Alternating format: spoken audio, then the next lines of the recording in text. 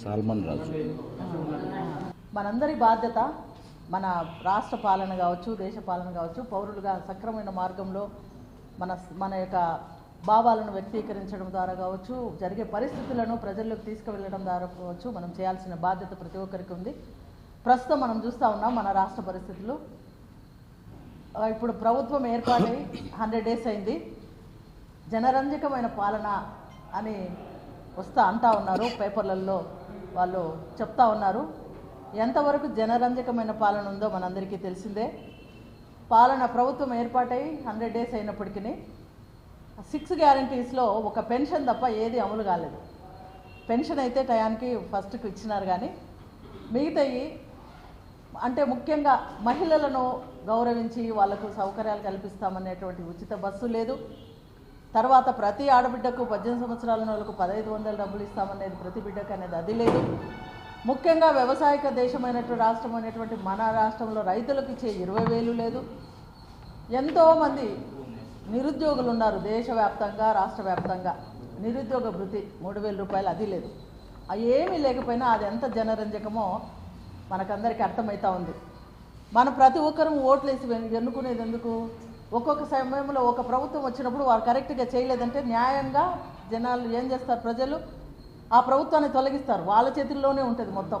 మనం కూడా పౌరులం, మన ఓటు హక్కు ద్వారా సరైన ప్రభుత్వాన్ని ఏర్పాటు చేసుకోవాలనుకుంటాం. గత ప్రభుత్వము సరైన మార్గంలో లేదు. ఏమేమి అవకతవకలు జరిగినాయి, ఏమేమి అభివృద్ధి జరిగింది, ఇవన్నీ చూసి దృష్టిలో పెట్టుకొని ఇప్పుడున్న ప్రభుత్వానికి పట్టం కట్టడం జరిగింది. ఇప్పుడు ఈ చేయాల్సింది బోనిచ్చి దాన్ని ప్రక్కదోవ పట్టించడానికి ఒక లడ్డూది ఒకటి తీసుకొచ్చినారు. నిజమే, మన హిందువులు వారు ప్రతి ఒక్కరు మనోభావాలు దెబ్బతినకూడదు.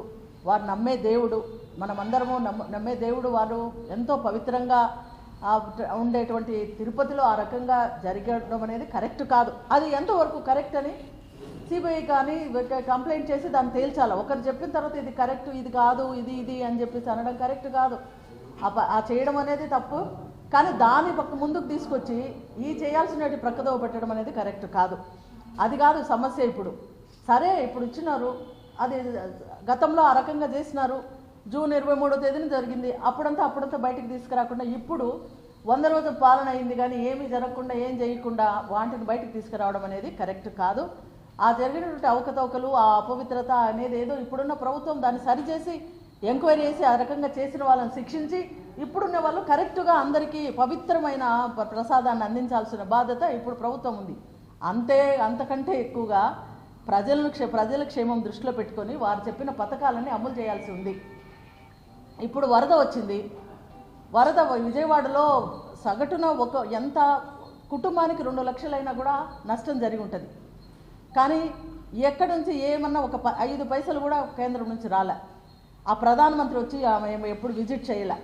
సరే, చుట్టూరుండి పిల్లోళ్ళవి వేరే విరాళాలు ఇస్తారు. అయ్యో ఆపదలో ఉన్నారు మన రాష్ట్ర ప్రజలు, వాళ్ళు ఇబ్బంది పడినారు అని చెప్పేసి అందరు ఇస్తారు. ఆ విరాళాలు ఎంతవరకు సరిపోతాయి? కేంద్రం నుంచి ఫండ్స్ తీసుకురావడంలో వాళ్ళు దృష్టి పెట్టాలా, చెప్పిన పథకాలను వాళ్ళు అమలు చేయడంలో దృష్టి పెట్టాలి. కానీ ఇది ఒకటి ఇప్పుడు అసలు ఎంత అల్లకొల్లంగా ఉంది. ఇక్కడ వేరే రాష్ట్రంలో ఇప్పుడు యూట్యూబ్లో చూసినా నేను, గోల చేస్తూ ఉన్నారు. అసలు ఎంత వైలెన్స్, అసలు మనలో మనకు కొట్లాటలు, ప్రజలలో అసలు హత్యలు చేసుకుంటే ఇంకా ఏం జరుగుతుందో ఏమో. ఇది ఒకటి. ఎందుకంటే హిందువులు ఎంతో పవిత్రంగా వాళ్ళు చూసేటువంటి తిరుమలలో ఈ రకంగా జరిగిందంటే అందరికీ బాధ కలుగుతుంది. శాంతియుతంగా ఉండాలని ప్రభుత్వం ఉండాలి, కానీ దాన్ని బయటికి తీసుకొచ్చి ఇవన్నీ పక్కనేసి ప్రజల కుమ్ములాట్లు పెట్టడం. గతంలో బీజేపీ ప్రభుత్వం కూడా అంతే. ఆ మణిపూర్ ఘటనతో వారు ఏమాత్రం నోరెత్తకుండా ఏమాత్రం ఇది చేయకుండా ప్రజల్లో మతాలు ద్వేషాలు కల్పించి ప్రజలలో ఒక రకంగా అయితే మన భారతదేశం ఎట్లాంటి, మన భారతదేశం లౌకిక రాజ్యం ఎంత మంచిగా అందరూ కలిసి ఉండే దేశము. కాబట్టి ఏర్పడిన ప్రభుత్వాలు ఎంతో నమ్మకంతో ప్రభుత్వాలను చేతికిచ్చినప్పుడు దాన్ని సక్రమ మార్గంలో గతంలో తప్పులు చేసి ఉండొచ్చు. ఎందుకు వాళ్ళు సరిగ్గా చేయలేదనే మీకు ప్రభుత్వం అప్పచెప్పింది. మీరు సక్రమంగా చేయండి, అందరు సహకరిస్తారు. కాంగ్రెస్ పార్టీ అయితే ఎవరిని వేలు పెట్టి చూపడానికి కానీ, లేకపోతే మా ప్రభుత్వం అధికారంలో కాబట్టి మేము మాట్లాడతామనే పార్టీ కాదు. ప్రజలకు క్షేమమైన పాలన చేయాలనుకునే పార్టీ కాబట్టి ఏమటువంటి అవకతవకలు ఉన్నా ఏదైనా ఉన్నా ఎత్తి చూపి సరైన మార్గంలో చేసుకొని అంటారు. అదేవిధంగా ప్రభుత్వం అధికారంలోకి వస్తే న్యాయంగా పాలన ఇస్తారు. కాబట్టి కాంగ్రెస్ పార్టీ అడుగుతూ ఉన్నారు, ఉన్నటువంటి రాష్ట్ర ప్రభుత్వము ఇప్పుడు చెప్పినటువంటి సంక్షేమ పథకాలన్నీ వెంటనే అమలు చేసి ఈ లడ్డూది చూడండి, దానేమో చూడండి కానీ దాన్నే హైలైట్ చేసి జనాలు కుమ్ములాటలు పెట్టి వాళ్ళ రాజకీయ స్వార్థం కోసం అది చేయొద్దని కాంగ్రెస్ పార్టీ తరఫున మేము చెప్పడం జరుగుతుంది. కాబట్టి మరొకసారి ఆలోచన చేయండి. గత ప్రభుత్వం ఒక సంక్షేమము అభివృద్ధి రెండు జరగాల. ఒక పార్టీ ఏమో గతంలో ఏమో ఎంతసేపు సంక్షేమం అనే, ఇప్పుడు వస్తే అభివృద్ధి అనే, సంక్షేమం అభివృద్ధి రెండు ఉంటేనే ప్రజాపాలన కరెక్ట్గా ఉంటుంది. కాబట్టి ప్రభుత్వం ఆలోచన చేసి కరెక్ట్గా నిజమైన జనరంజకమైన పాలన ఇస్తారని ఆశిస్తూ నేను మీడియా మూలకంగా తెలియజేసుకుంటూ ఉన్నాను.